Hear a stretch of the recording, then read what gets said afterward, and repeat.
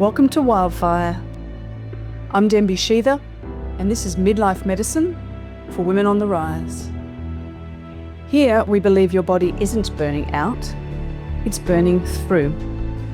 I speak with healers, teachers, and medicine women who walk this path alongside us. And once a month, in our Wisdom in the Rune segment, I sit with real, ordinary women whose stories are the medicine. No pedestals, no credentials required, just truth. So, let's light it up. My guest today is Dr. Karen Kennedy. Now, Karen is an architect, a land and home healer, a human design reader, regenerative farm and garden designer, and ceremonial space holder. She's also a good friend and someone I trust and admire. Her work bridges the physical and spiritual worlds, helping people reconnect with themselves, their homes, their ancestry, and the land they live upon, that they are custodians of. Now, Karen's PhD explored the lived experiences of people dying with dementia, a journey that profoundly changed the direction of her life and ultimately led her to a deeper understanding of what it truly means to remember who we are. So today on Wildfire, we're exploring dementia through multiple lenses: medical, emotional, spiritual, and deeply human, and how the midlife transition may actually offer women an opportunity to reconnect with what matters most. So Karen, welcome to Wildfire. Thanks, Denby. I'm very happy to be here and delighted by this whole podcast that you've set up. I've listened to several and they're really special. So thank you for that. Thank you, darling. And as I just said before I pressed record, our conversations are always fabulous. We should be recording them all the time. So this is just another extension of that. True. Yeah. So your background, as I've already mentioned, is incredibly diverse. So architecture, designer, and then immersed in research around dementia and also end-of-life experiences. So can you tell us what first drew you into that work? So I'd been practicing as an architect for a long time. A lot of my work was very much to do with how buildings support our well-being, and often a lot of the work was residential. I also did a lot of commercial work.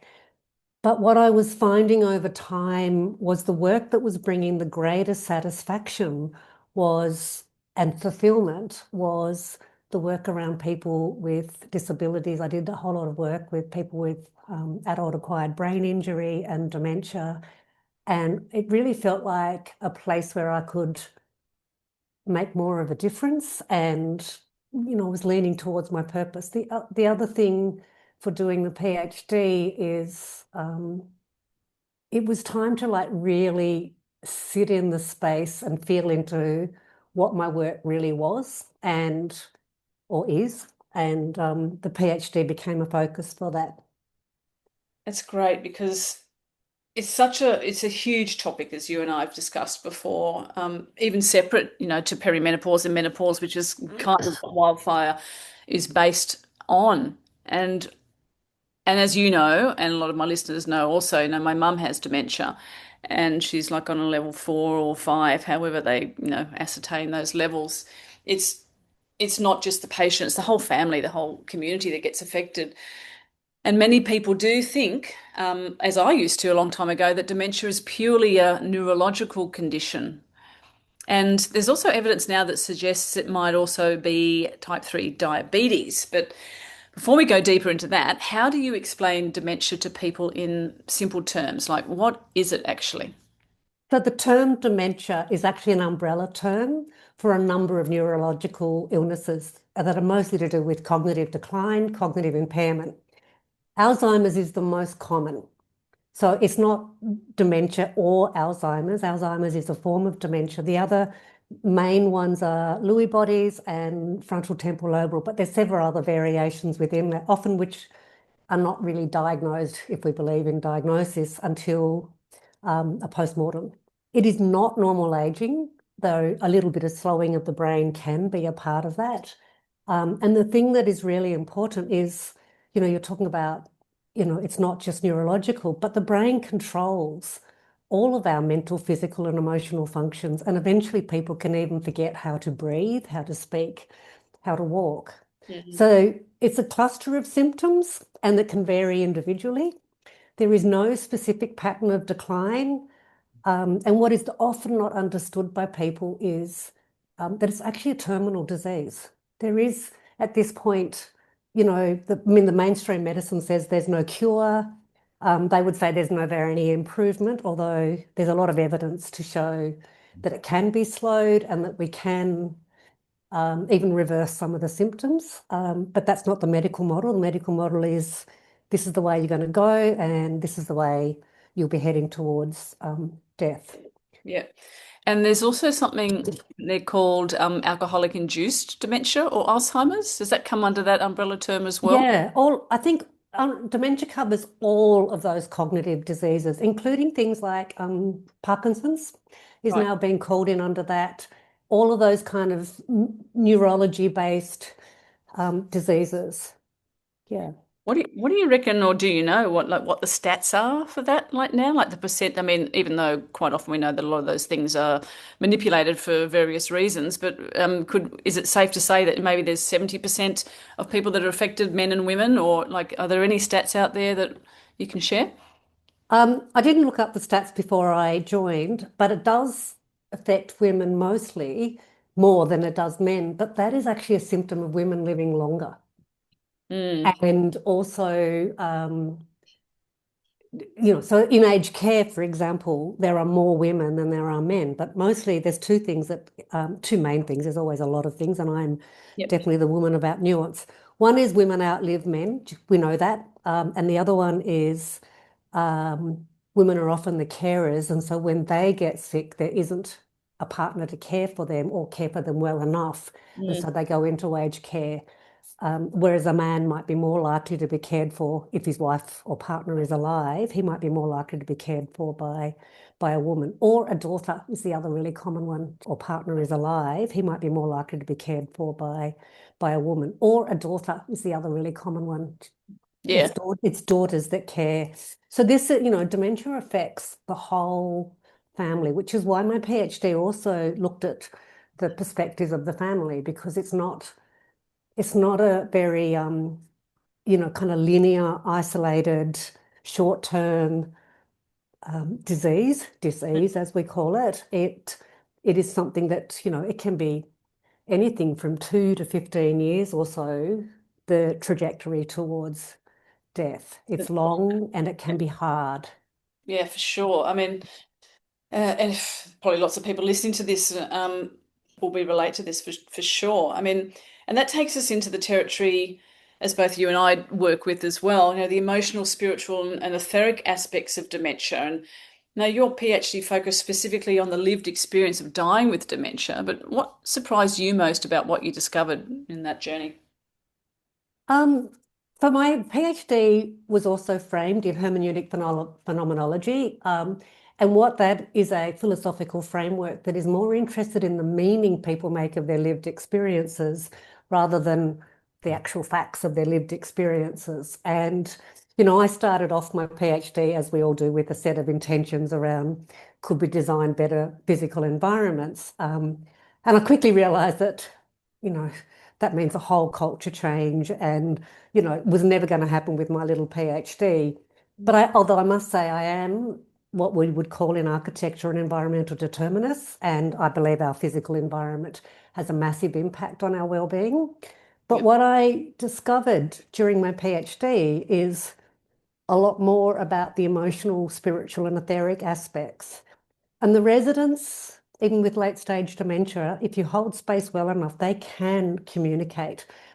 A lot of their communication was very symbolic, could be repetitious and metaphorical. But the thing that became very clear to me is they all knew that they had somehow missed an elusive something that they couldn't quite put their finger on. There was something in their life that they had missed. And it seemed to me through a lot of the metaphors and the symbology, it was a deep connection with self, with others, with place, and with spirit, which is actually the framework of hermeneutic phenomenology. But it was like they didn't really ever remember who they were. It's a big, bold statement. I'm sure some Yeah. doctors would have me for that one, but um, and then I got to see it even more because, like you, I also have a parent who has been diagnosed with dementia. And my first thought when he was diagnosed, actually, I'd seen it well before that. And families always do when they go back retrospectively, they go, oh, yeah, there was this pattern, and we saw this, and we saw this, and was that traditional aging, or oh no, there really were some issues. And my first thought when Dad was diagnosed, which then is a formal um, affirmation of what I already knew, is that he's going to lose himself before he ever found himself. Yeah. My dad, bless him, beautiful man, super intelligent. So intelligence is nothing to do with dementia. Was never really found his purpose. He he didn't have very many meaningful relationships, including with, even though I knew he loved me, I knew he loved my siblings, there was not really a deep emotional connection. Mm. And again, another fairly bold statement, but it's like bold. My father, it's like he never fully arrived on the planet and within himself, and now he is leaving very slowly. Yeah. And it's interesting because dementia is sometimes described as the long goodbye. In fact, that's the title of a book by Ronald Reagan's daughter. It's like they didn't fully engage in life, and now they're terrified of death. Yeah. So leaving slowly. And I think part of it, I like to think that humans are always really hopeful, is they kind of cling on because they're hoping for that elusive something. Maybe that's part of it. I can't say that with any certainty, but it feels like sometimes they're holding on and holding on. And of course, aged care facilities are some of the most alienating environments on the planet, including for the family. They feel Yeah. very not at home there. And so, my dad, if I say, what are your goals for the year? It's like, oh, I'm going to live another year. It's survival, not thriving. And I want to say that clearly because that's very much what we're going to be talking about Yeah. further on in midlife when we talk about, the midlife transition. So the other thing about my PhD is it must have a focus because of, academic protocols, and also to be able to do it, I feel you need a focus. But actually, and I really wanted to give a voice to the most vulnerable, which they often don't get. But it led me to understand at a deepest level that the needs of people with dementia are actually universal for most people, if not all. We all need to feel we have lived a meaningful life, to Yeah. feel a sense of belonging. We want to be a part of something bigger than ourselves, feel that our life had a purpose, and and we're here. Our purpose is, as a lot of your work is about, is to remember who we are. Yeah. And so guiding others to remember is now more the core of my work than, designing. I mean, I still design. I still love architecture, but it's branched more out. And I think the other thing we've talked about in my PhD is all the way through the last, 30 plus years, I've done all sorts of other work. And I'd always wondered, it seemed a little bit eclectic. I'm trained as a shamanic priestess. I've done shamanic work. I've done sister healing work, and I'm qualified in theta healing and a whole lot of other healing modalities. And it's really just come to me in the last year or so that all of it is about remembering, and they are the pathways in my work to remembering who we are. Mm. Beautifully said, Karen. It's just, I mean, you and I have spoken about this personally many times, and I mean, I went and saw my mum last week for her birthday, and she's 87, and she remembered who my son and I were. It took her a couple of seconds longer to sort of, that she was looking at us, and then it was like, ah, got it, So I don't know how long it'll be before she doesn't, recognize us. And being in those facilities, as you say, like I'm not a fan of the whole allopathic model, as most people who know me know, and you certainly do as well. And there is a time when sometimes those things are needed, of course, but the whole system that feeds into, as you said, the diagnosis, and then it's almost like, the death sentence, like you've got this much long to live, or this might happen, or that might happen. It puts that programming and that fear into people, and who knows how that manifests for different people. It might accelerate their dying process, or it might, spark them up and make them, a little bit more resistant to it, and they get more years. We just don't know. But the remembering part is interesting, because I was talking to Mum, and it's just like there's nothing there. I know she's on a lot of medications just for her other, so they say, other medical conditions, but I could tell that she was on some sort of sedative, and because she wasn't even asking the same questions that she asked us the last time we visited her. And it's so fucking depressing, because as you say, like, and I know I can only speak to my own experience with my mum, and I love my mum, obviously, and my dad's just recently died, and she's felt abandoned by that in some way, of course, and which obviously wasn't, but who knows how she's perceived that. And now she feels so alone, and the rest of the family's now abandoned her and put her in a home.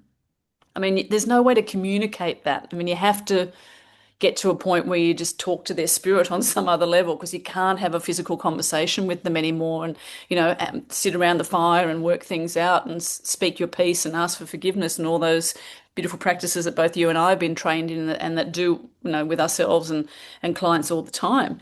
It's not landing in the way that you want. So that's this grief. And the thing that really struck me with Mum, and a lot of people will be able to relate to this, and you will with your dad too in a different way, is that now she's her thing is about feeling abandoned and being abandoned by a lot of people, quite rightly so, during her life.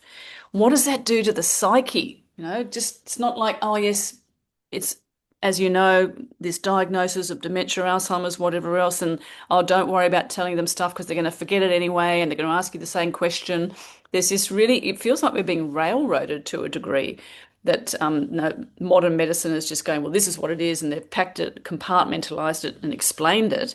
But as you and I well know, the forgetting, not even having the chance to remember who you are because you'd forgotten who you were from the very beginning. Let's talk about that. That fascinates me.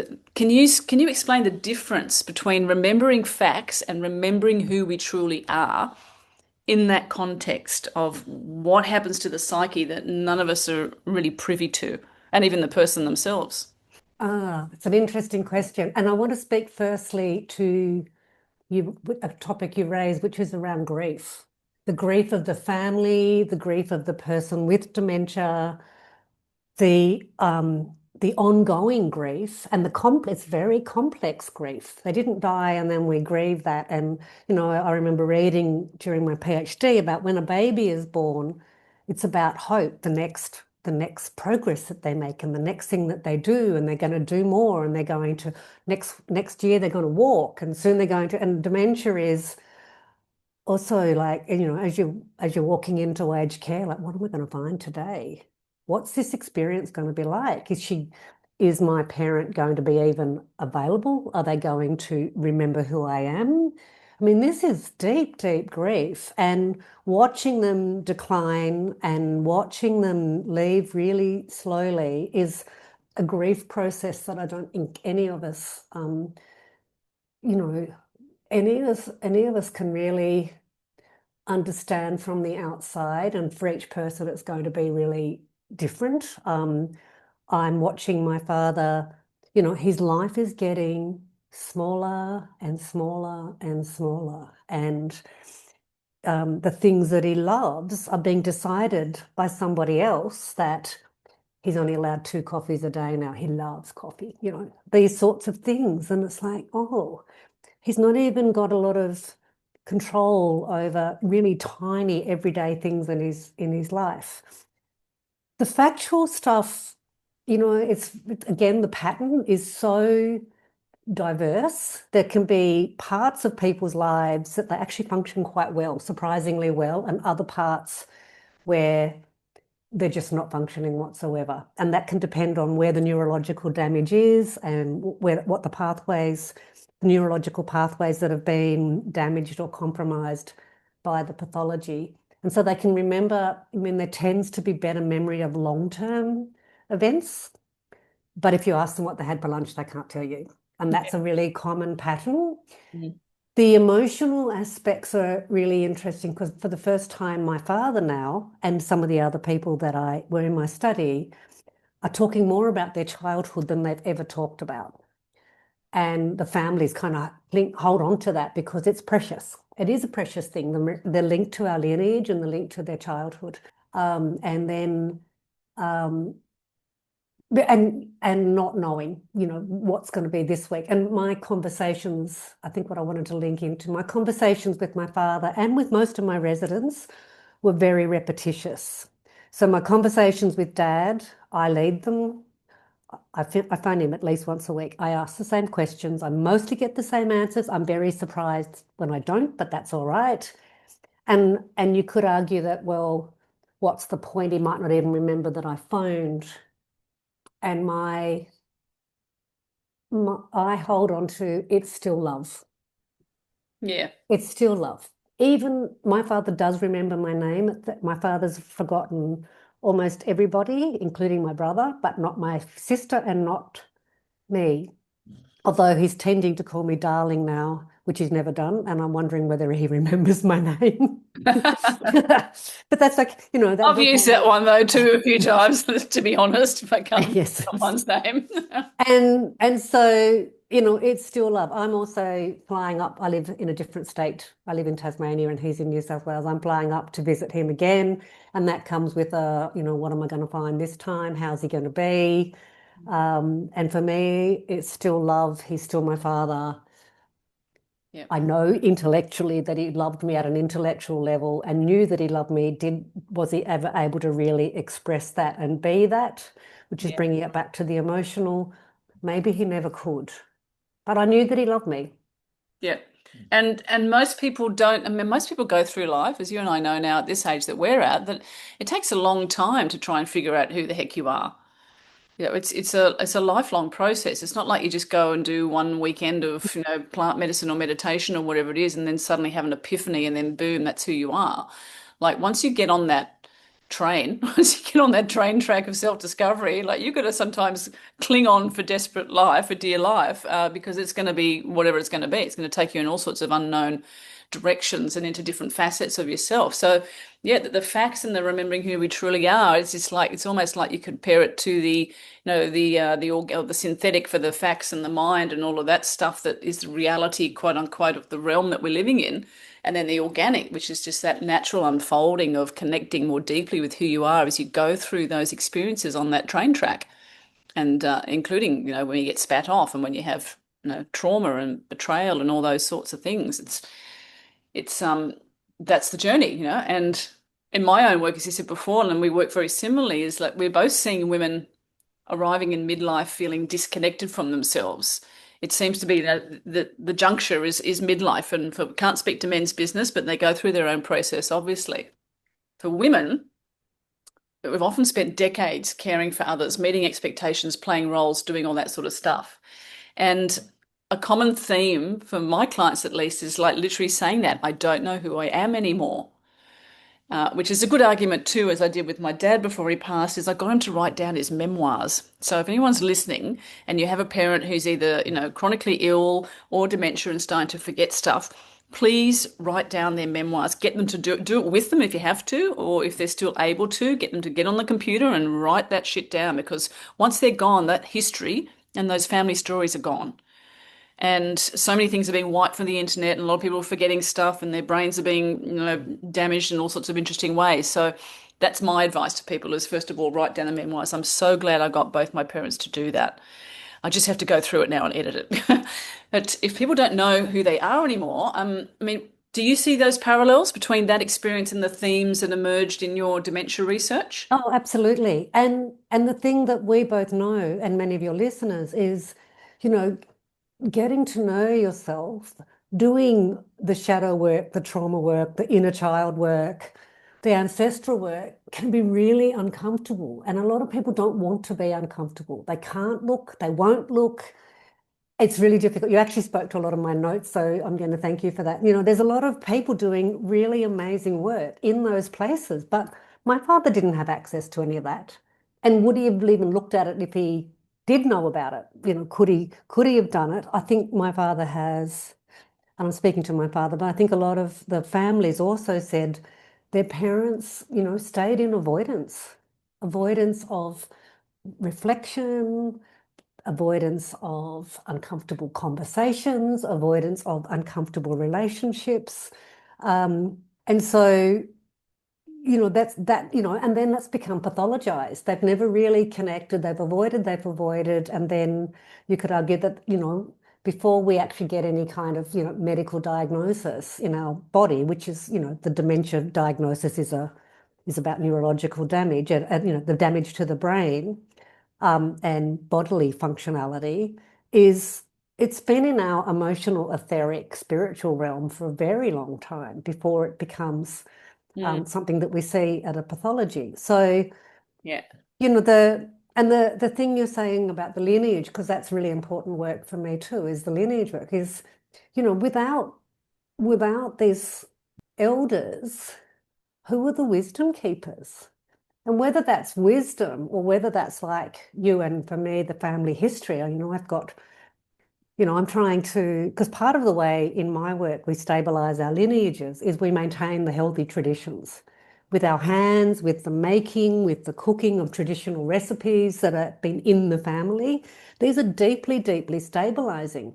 But for example, last Christmas, I wanted to make, part of my mother's side is Dutch, and they do these lots of different fabulous biscuits. The Dutch love their buttery biscuits. And I was like, where's the recipe?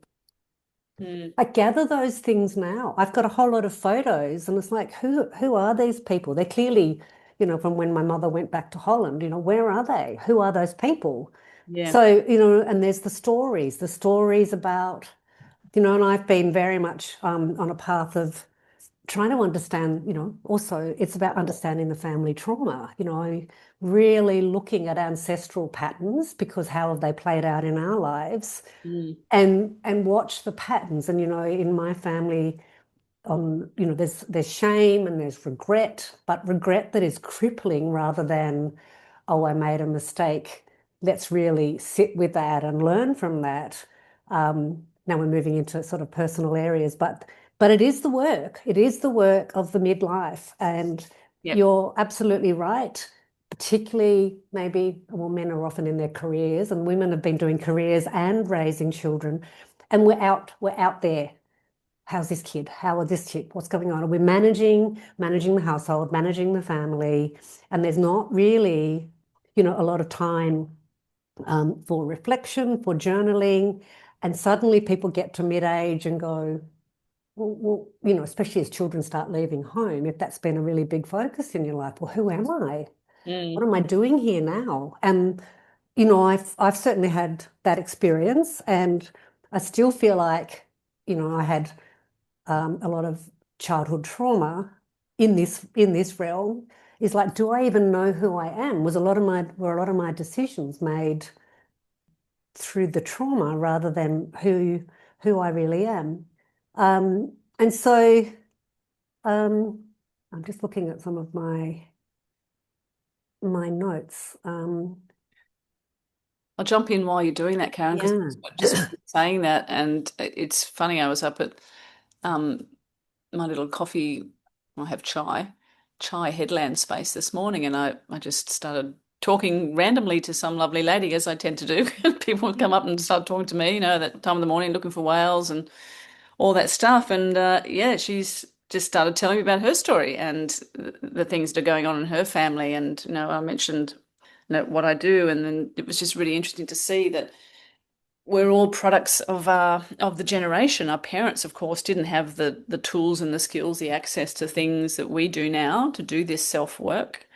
And of course, they had wars and famines and poverty and all sorts of crazy stuff, and the Great Depression and a lot more intense social sort of economic things going on. Although we've had our version of crazy shit, that's for sure, in the last 7 years. But it wasn't. They weren't allowed to, and they didn't know, and then they just automatically deferred to external authority, whether that's the government or the doctor or the politicians, etc. So the midlife transition, like, it's, as you and I know, it's a very powerful rite of passage that our mothers and our grandmothers and even our great going back further, grandmothers and grandfathers didn't even know how to connect to. They'd forgotten it for so long. They didn't have that ability to remember themselves and to remember that wisdom. And it is a sacred initiation, even if we feel like, and most of the time we do, that we're falling apart, that we're breaking apart, that everything that we thought that we knew about ourselves and the world and our families and relationships and all that stuff is up for discussion. It goes into the cauldron. So it's like there's a big part. What I'm getting at is just like, and I'm just, as you know, this one's just coming out as I'm saying it, is that there's a big part of that journey is that we need to forget who we think we are. There's a big part of forgetting that needs to be part of, one of those ingredients into that cauldron, that recipe, so we can go into that unknown, darkness space, that void, if you want to call it that, the goop, and come out the other side actually remembering and reclaiming who we really are.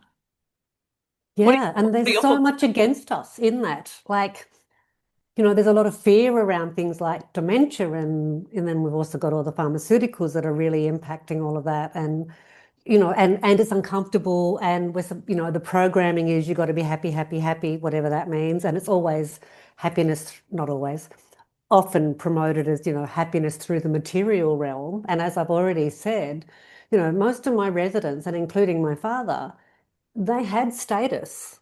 It wasn't to do with that kind of external status and their achievements. A lot of them were super intelligent people. So that level of intellectualism isn't necessarily going to protect us.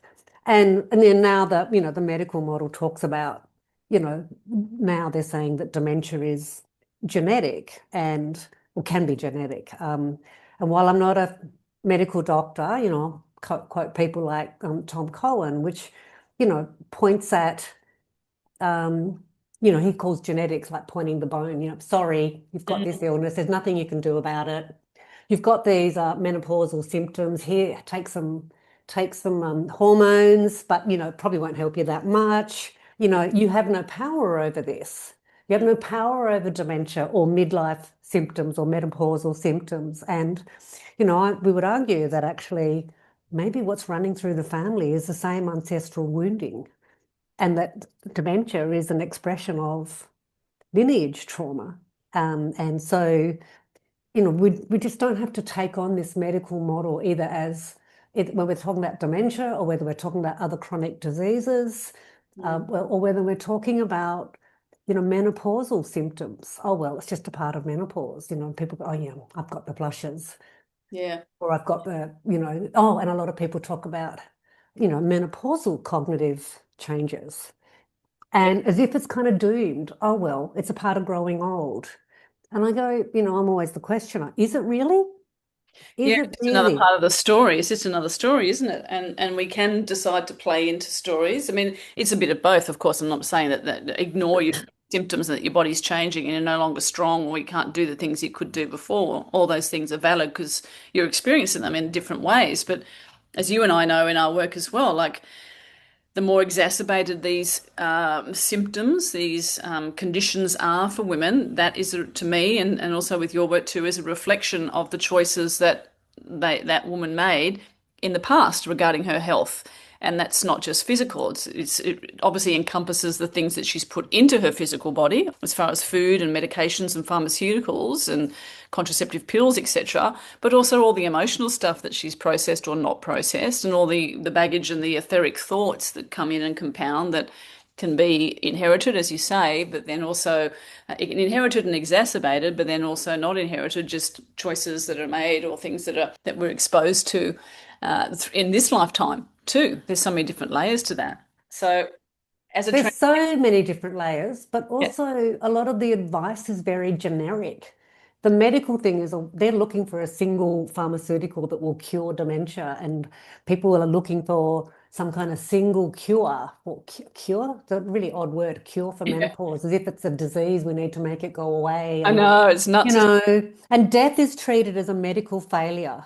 And birth is treated as a medical event, and they're not. They're just part of the cycles of life, and they're really beautiful pathways and initiations into becoming more of who we really are. And your work is very much in the area of midlife women, and so a lot of the things that you'll read about with dementia are still very, the things to prevent dementia are really, really generic. And I go, yes, there's some core things around nourishment, movement, nervous system regulation, and the usual things. Mm. But midlife is the time to tune in for what works for you and Yeah. not just kind of take something down from the internet. It's like, and also, we know from things like, I'm not against research. There's some great work, like the Healthy Brain Project,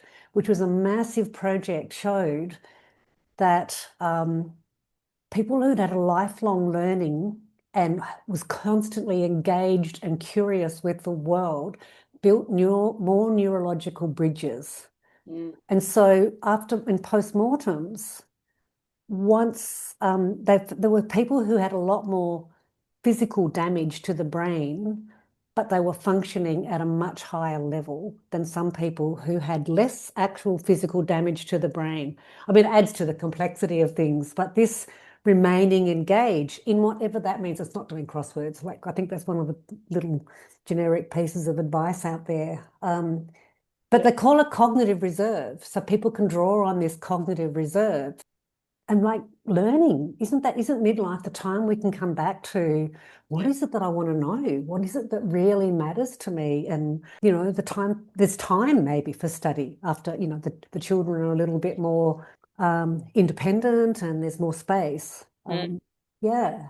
And when you're saying that, Karen, I just had a flash of like a lot of the therapies that are used for dementia patients, and I've seen it with being, used on my mum as well, is that they'll bring up photos, show them photos of the past, and obviously that's intended to help them remember and not lose sight, and remember loved ones that are still here and all those things. But what about for the person that, for example, they're, and this is not the case with my parents, but if it was an ex-husband or ex-wife that was actually abusive or that left them, or there's a traumatic story that's unresolved somewhere in the back of that person's psyche, that's going to get triggered by having the photos of that person constantly shown to them Absolutely. with And the the thing with a intention. lot of that kind of therapy is it doesn't work for everybody, even more so.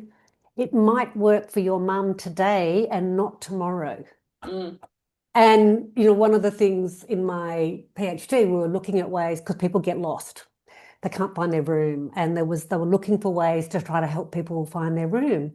And it was different for different people. Yeah. Like a great big number didn't mean anything for people who were not really kind of in the numerical space. And for someone else, oh, actually, I'll tell a funny little story. I spent a year in aged care and observation, which was a deep and profound privilege. But on one of the first days, I found an older man and he was lost. And he couldn't tell me anything about where he lived. And I didn't know because I'd only just arrived. And he said, finally, my room is the room that Winston Churchill stayed in. And I thought, yeah, I Okay. don't think Winston died in Narrabeen, No. but is your room number 10? Mm. Yes, Yeah. yes, my room is number 10. Wow. Oh, okay. So why aren't we able to dig and really connect with the people with dementia to find out what their cues are? Yeah.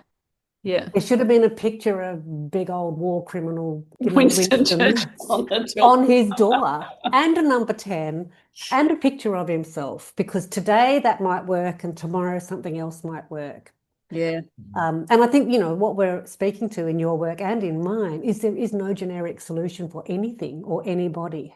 Yeah, exactly. Because in some instances, those photos will be a positive thing, and as you say, other days they'll change. You just don't know. And at some point, they probably won't even register any of that stuff. I know I've got friends of my parents who are obviously a lot older than you and I, in their late 80s and 90s, who are in hospitals, almost palliative dementia. And I'm like, what sort of a state is that to spend the end of your days in? This is another thing that you and I have talked about before, is like how we treat our elders as the custodians of the knowledge and the wisdom, that they're just being put in these places and forgotten about when they have so much to share and so much to still teach us. I find that just reprehensible as well, of just allowing them to just be swallowed up into God knows what. We don't really know. And we don't value youth, we don't value middle age, we don't value older people.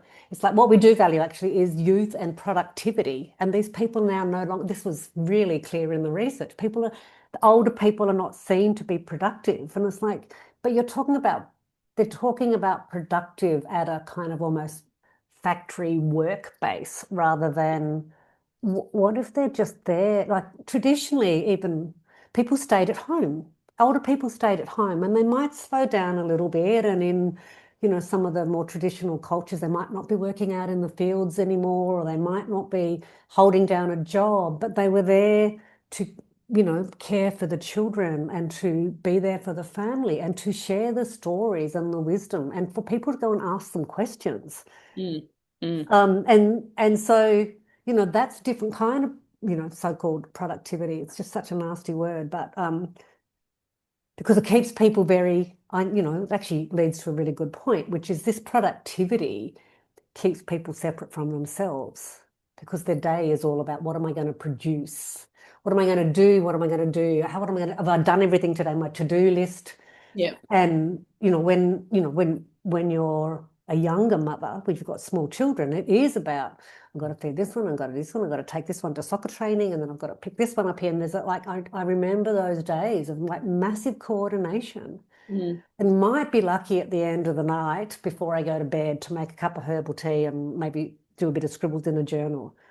And the midlife is a time to recover that time for ourselves, to create a life that is more nourishing and that is more for ourselves. And it's not a selfish thing because by doing that, we become the wisdom keepers and we become what we're kind of missing out on. Yeah. In my particular family, my parents' generation, they didn't become the wisdom keepers.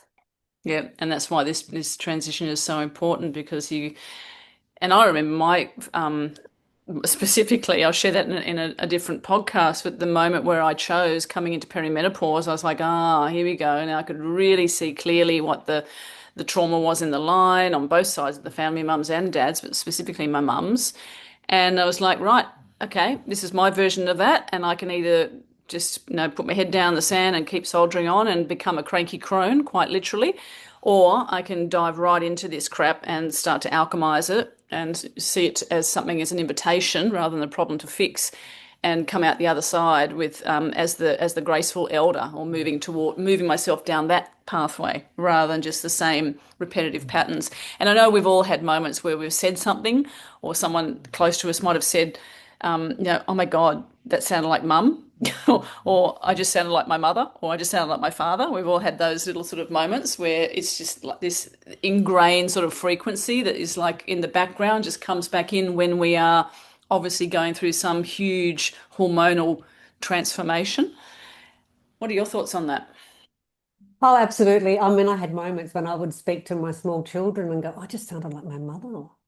And I had done everything I could not to be my mother. But that actually, a part of that was I also missed out on her because we can really focus on the trauma of the family and the problems in the family. But even with my dad, there's a whole lot of gifts in there and taking on the gifts of our ancestors. And, and it can be, a little bit confronting when you go, oh, I'm quite like my mother. It was interesting too when my mother died, 2022, I wrote a little thing on Facebook, and one of my friends, an old school friend, said, "You could be describing yourself." Like my mother had an amazing sense of humor, and she was really bright, and she could often be unfiltered, and it was, there was the gift, and it was like, oh. I've worked so hard not to be my mother. I've missed out on some of what might be, she's still in me.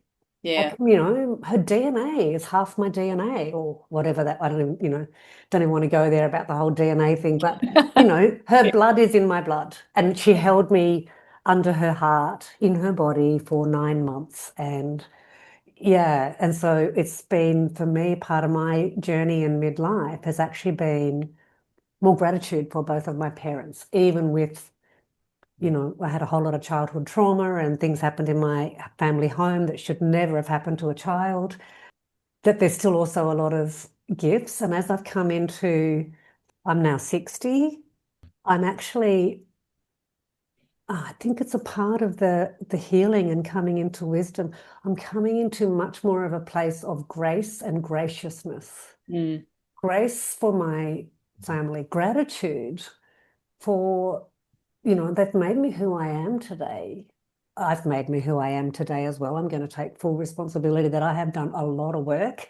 But it's been a lot of material for me to work with, to grow into. And then, we bring this back to that's the job not the job. I don't like the word job. Yeah, well, yeah. That's the initiation. That's the midlife initiation, is to be creating a life that is of grace and beauty and truth. And, I'm going to say something big that I've never said before in my PhD or any other time, is maybe the thing for a lot of people with dementia is they couldn't face a lot of truths. Yep. Truths about life, truths about themselves, Yep. truths about the way they were in the world. It's all too much for whatever reasons. I totally resonate with that. And I love all of that, Karen. I mean, there's so much to unpack from all of that. Thank you for sharing that. And definitely the part of, they've given us a lot of material to work with. I mean, that's awesome. So that takes us into the realm of like, right, what can we do practically with all of that material that we've inherited from both sides of our families that we can then alchemize? So there'll be listeners that are caring for aging parents now, and they're also thinking about their future, health, not just brain health, but that's obviously a big one, especially if it's in their sphere now, and other things too, other inherited, diseases, etc. So for those who are listening who appreciate such things, what are some, quote, evidence-informed ways people can reduce their risk of dementia according to you and your research? It's not just my research, but there's the key that we always talk about, the keys. Nourishment, tune into what works for you. Know that the studies show a lot of correlation between when statins and reducing cholesterol came into mainstream and dementia increased. I'm not telling you what to do there. Go and do your own research on that. But there's been a massive increase in dementia since we went low fat and low salt, and we are electric bodies and we need a lot of salt and minerals. It's also been called the third diabetes. So really look into what nourishes you, and that might be really different from what nourishes me. I'd say really connect with your food. If you're not growing it, and you can't always, if you're living in town, meet the farmers, know what you're eating, know where you're getting it from, because all of that is about connection, and that's the key in dementia. Stay connected. In not getting dementia, stay connected, stay connected. Build neurological power. Like I said, the Healthy Brain Project was an extraordinary project. It's long-term, it's still going. There's a lot about movement, building muscle. Dementia has been linked to leg power. I'm a CrossFitter, weightlifter. I just love all of that. I love being really strong in my body. Tune into what keeps you strong in your body. And then also, stress management, emotional, nervous system regulation, because it keeps you in your body. The more regulated we are, the more present we are. What is dementia? It is people who are not present. Yeah. All great points, and you might have, I'm sure you would have touched on it too, but the connection to nature, it may not be possible for them to, walk around barefoot and stuff like that, but I know the place that my mum's in and lots of places that are just the new ones that are being built, there's no grass. They've got a few plants around the place outside and it all looks fantastic, aesthetically, beautifully designed. I mean, as an architect, you'd just be like, oh yeah, that's great. It all looks fantastic, and it kind of just reinforces to the family that, here, this is what your money went towards, kind of trying to justify it, just subliminally. But there's no grass. AstroTurf, Karen. AstroTurf is what my mother has to ground now, which is just makes me cringe on so many levels. So they're not, I mean, it's not about textures on the wall or photos or even fluffy rugs on the bed and those, although those things are also helpful for, tactile things for people as well. But there's I mean, a couple of trees, and I noticed also a few of them are they're just plasticky trees and plants. AstroTurf. So that I just don't even know where to go with that. I just thought I'd share that when you're saying that. Oh yeah, and it's like it's all about looking pretty. And who are the aged care facilities often about? It's often about families who feel, a lot of people feel a lot of guilt about putting their families. They might have even had agreements not to put their parents in aged care. And I saw amazing families doing everything they could to keep their parent out of aged care. They're nearly always emergency admissions. Someone became unsafe, immobile, um, started wandering into dangerous traffic, all sorts of things, or a fall, hip break. Falls are another really big reason that people end up in aged care. People with dementia and a fall, and mobility is often just too much for even the most dedicated family. But then a lot of the designs I saw were about making the family feel good about the decision that they'd made to put their family in. I just went, I'm not sure this really links to people with the people that are actually living there. And the thing that's really sad about aged care is often the only thing that the residents have in common is that they're all old and frail. They don't know each other. They've got very little in common. Yeah, And exactly. They wouldn't friendship hang and out with friendship and friendships, and they might not have hung out. you. You know, friendships don't develop. Like they have this idea that it'll be lovely and social, but it's like they're old and frail. A lot of them have got communication issue. You know, Yep. the communication is impaired. I just want to add another thing because I wrote it quickly in my notes about prevention.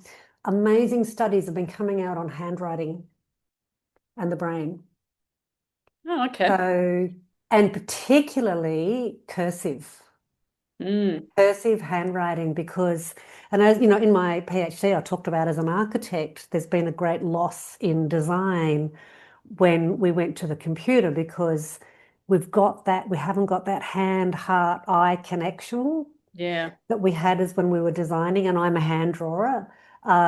And then would go to the computer for technology because you know for the documentation part of it because it's efficient. But handwriting is being shown to like light up the brain. Some amazing studies are being done, and the need to bring handwriting back into classrooms for the children. Oh my God, I was just about to say that. I mean, so many kids have been just, I mean, it's great to type. I love being able to type. It was one of my best skills I learnt years ago, but they're all on computers. And I look at my son's handwriting and his friend's handwriting, and most of it's dodgy as. It's like worse than a doctor's script.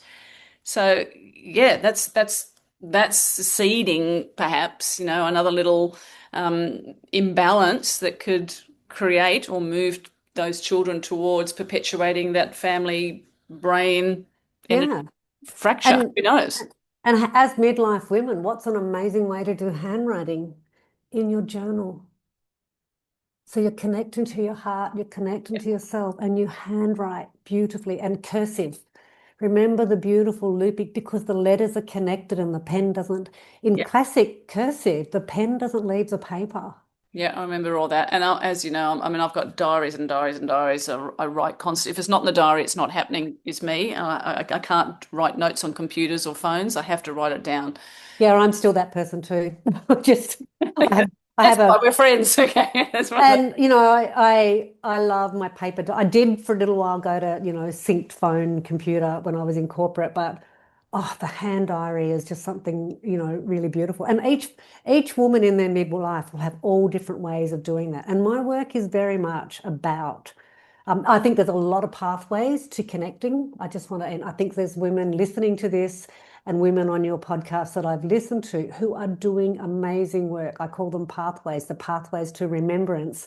It's just that my work is home and heart, lineage, and the land. And there's, you know, there's all sorts of other ways, but we've talked about some of them. And, you know, we're complex beings, all of us. And I think, you know, we need to celebrate that complexity and not do any of the kind of generic advice and the generic diagnoses, because even like I said, you know, we began with dementia is not a generic illness and there's no generic pattern. Yeah. And as you And say, that's life, isn't it? That's life really. There's no, none yeah, of this, totally. there's nothing generic about any of us. We're all very individual and our pathways are all very individual. And the work that I'm doing and that your people that are listening are doing is all very individual, and my work is for this person, but it's not for that person, and your work is not for some people, but it is for a lot of other people. So, Mm. is non-homogenization the pathway away from dementia?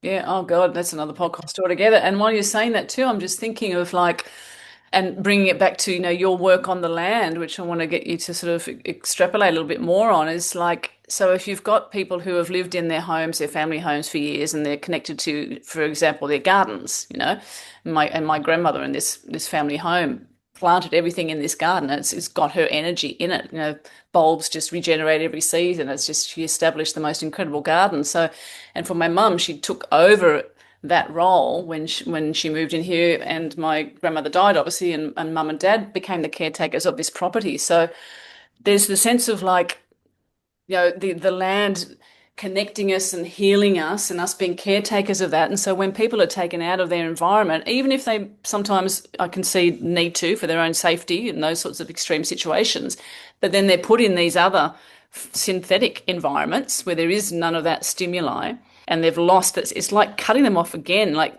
I want to tie this into, like, for you to explain your experience of like the etheric dimensions of dementia and how that comes into how important it is that the land, what that relationship is, because I've noticed other dementia patients, and sometimes with mum too, that she'd be sitting there, and I could see her, because like yourself, I can read and see energy. I could literally see the ancestors standing around her that she was tuning into. And then sometimes she'd say something and I'd be like, that's not you. That's someone else coming in and speaking through you. And I knew exactly who that was, by the way. And it was really interesting. So there's all this other stuff that's going on that is not spoken about, of course, in the medical model, but it's our territory for sure. And certainly a lot of people and a lot of women doing this work and also listening to this conversation. Let's go into that etheric dimension of like, they're in that liminal space. It's not like they're forgetting or they're stupid or anything like that, but they're now connecting with other realms, quite possibly, and past over ancestors, and being influenced by that. And there's no way to monitor or, do tests for that. It has to just come down to your own intuitive sense of how to navigate that if and when you find yourself in that situation. But how does that all tie into also the importance of being on the land that you grew up on or that you are caretaker for? And imagine, we've now become geographically very mobile. You're speaking very much to, I've done a lot of work around my father, family trauma, and both of my families, actually probably everyone in Australia, they've left the land of their ancestors. Yeah. What has that done to the lineage? And for my family, a big part of the trauma, and there's a lot of regret and shame on the Kennedy side, is they sold the family farm that had been entailed. I don't know how legally they were able to sell it. And it was very damaging to the lineage and to my father. And with it comes a lot of wounding around regrets. And interestingly, if you'd said to me 15 years ago, you're going to be farming, I would have gone, what? What am I going to be doing living on a farm? I was a not corporate architect, I was a trendy architect and living in Sydney and living in cities and lived all over the world. And now I'm back on the land. And a part of that feels like that is etherically healing my lineage. And it's not to say everyone's got to go and live in the country again, because there's all different ways that we can do that. But I think we need to be cognizant that for families that have left the land for varying reasons, money, time, no one else wanted to farm, whatever else, family, it's been very damaging to the family. The other thing that it does is there's a lack of, coherence. There's something deeply nourishing about eating the food from your own land, because, we're made of a lot of water, and the food that I eat here is connected to the water where I live. And I can't, having your own chooks is certainly not an economical thing to do, but, eating the eggs from my own chooks has this etheric connection. I know the life my animals are living. When we eat one of our own sheep, I know the life they've lived.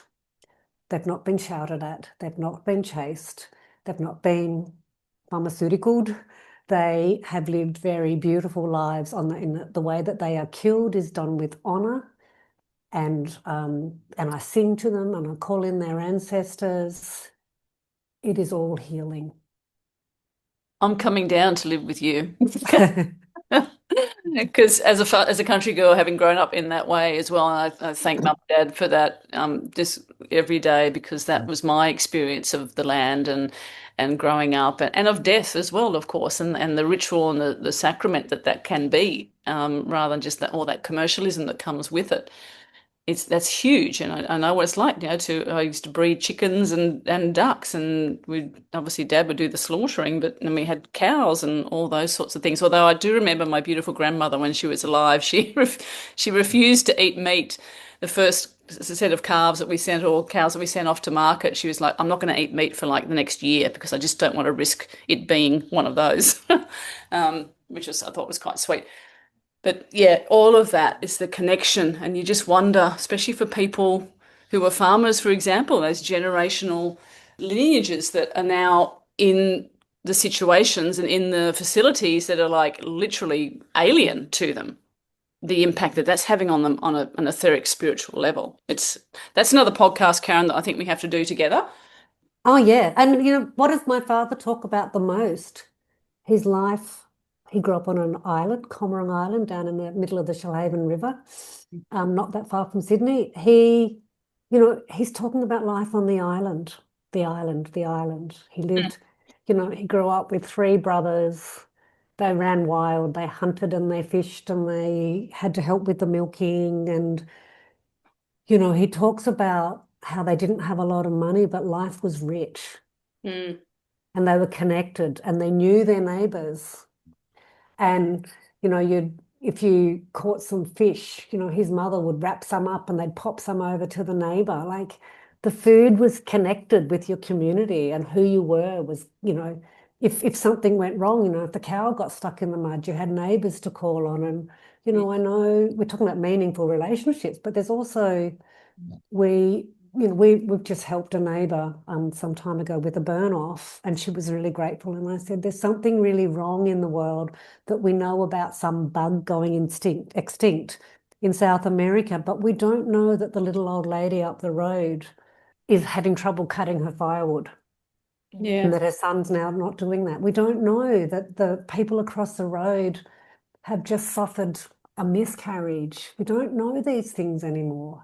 Even in our own, and we don't have to be in the country for that. Like, No. even in town, we don't know much about our neighbours anymore. And we are social beings. We've Is all got that dementia. also? Well, we've all got dementia in some way through that lens. And is this the sort of thing that is leading towards dementia? Disconnection from the community, from the land, from the people, from our food.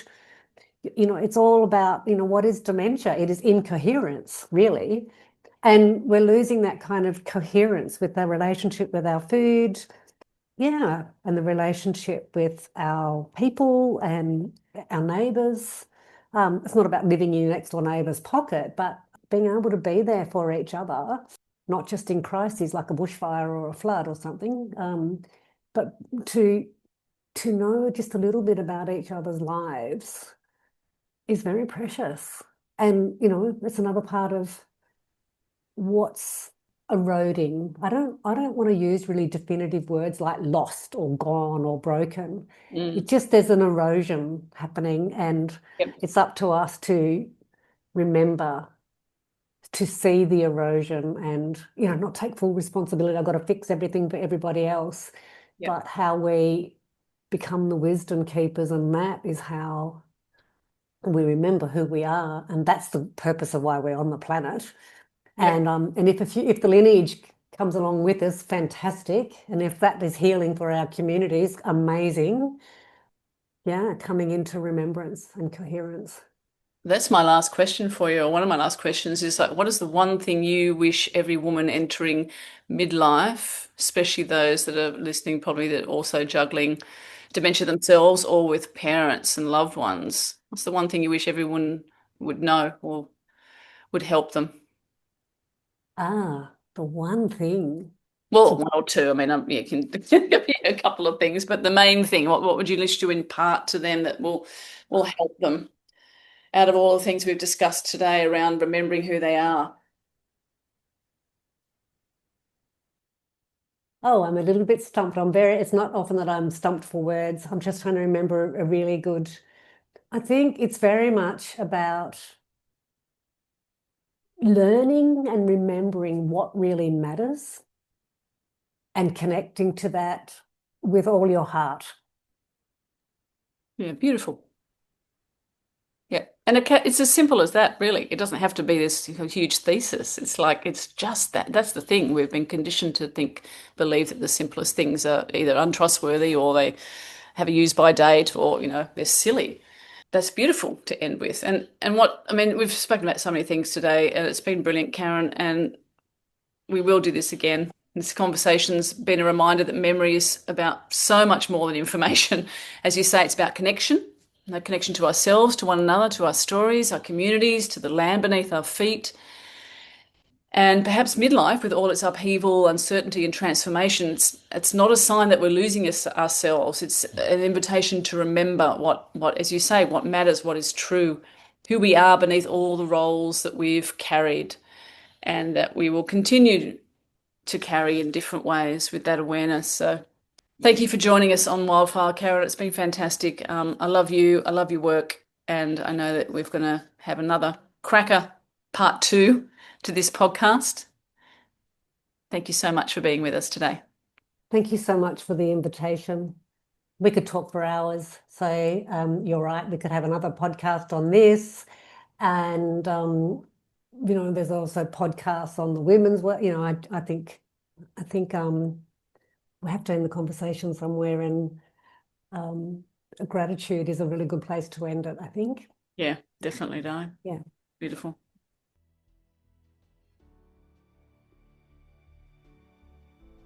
That's a wrap on today's episode of Wildfire.